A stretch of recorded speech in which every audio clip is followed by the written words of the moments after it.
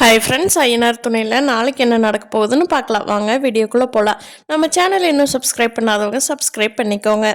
நம்ம பாண்டிக்கு ஹெல்ப் பண்ணலான்னு சொல்லி நிலா ஒரு ப்ராஜெக்ட் எடுத்து அவங்க ஃப்ரெண்டோடதை பண்ணி கொடுத்துட்டு 3000 வாங்கிட்டு போய் பாண்டி கொடுக்குறாங்க. இந்தாங்க பாண்டி, உங்களுக்காகத்தான் ஒரு ப்ராஜெக்ட், என்னால் முடிஞ்சது ஹெல்ப் பண்ணியிருக்கேன் அப்படின்னு சொல்லி 50,000 கொடுத்துட்றாங்க. ஐயோ என்னங்க அதுக்குள்ளேயா அப்படிங்கிறாங்க. என்னப்பா அதுக்குள்ளே அமௌண்ட் ரெடி பண்ணிட்டியா அப்படின்னு சேரன் கேட்குறாரு. ஆமாண்ணே, ஒரு ப்ராஜெக்ட் வந்தது, என்னால் செய்ய முடியாதுதான், ஆனால் பாண்டிக்கு ஏதாவது ஹெல்ப் பண்ணலாமே அப்படின்னு சொல்லி பண்ணி கொடுத்தங்கண்ணா அப்படிங்கிறாங்க. சேரனும் அவர்கிட்ட இருக்கிற அமௌண்ட்டை பாண்டி கொடுக்குறாரு. இப்போ சோழன் இந்தா தரண்டா அமௌண்ட் கேட்டிருக்கிறேன்டா ஓனர்கிட்ட அப்படின்னு சொல்லிட்டு அவரும் கொடுக்க போகிறாரு. அப்போவுமே 3 lakhs அப்படிங்கிறது பத்தில். அந்த கடை லீஸுக்கு விட்டார் இல்லையா அவர். டே பாண்டி, உன்னால் எவ்வளோ அமௌண்ட் பத்துலையோ வெளியில் வட்டிக்கு வாங்கி கொடுக்கலான்டா, நீ கொடுத்துரு, மாதம் மாதம் கடன் அடைச்சிக்கோ அப்படிங்கிறாரு. ஓகேண்ணே, நான் அப்படியே பண்ணிக்கிறேன் அப்படின்னு சொல்லி சொல்கிறாங்க பாண்டி. ஆனால் இதில் வானதிக்கு தான் எந்த இதுவுமே இல்லை. இந்த டப்பா கடைக்கு நீ ஓனரா, என்னடா இப்படி பண்ணுற அப்படின்னு சொன்னாலும் அது ஒரு கோட்டில் பாண்டி யோசனை பண்ணிட்டு தான் இருக்காரு. அப்படியா அப்படின்னு.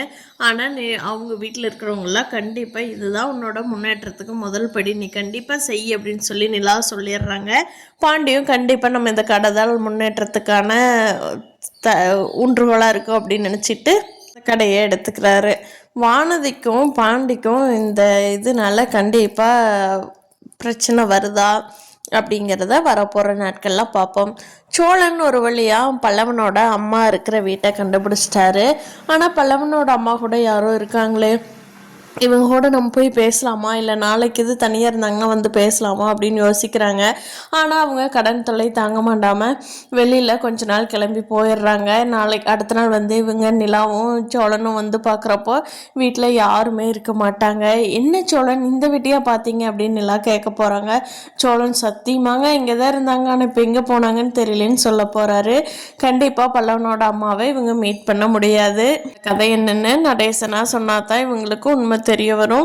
பார்க்கலாம் ஃப்ரெண்ட்ஸ், அடுத்தடுத்த ஐயனாரில் என்ன நடக்க போகுதுன்னு. இந்த வீடியோ பிடிச்சிருந்தா லைக் பண்ணிக்கோங்க. நீங்கள் என்ன நினைக்கிறீங்கன்னு கீழே கமெண்ட் பண்ணுங்கள். தேங்க்யூ.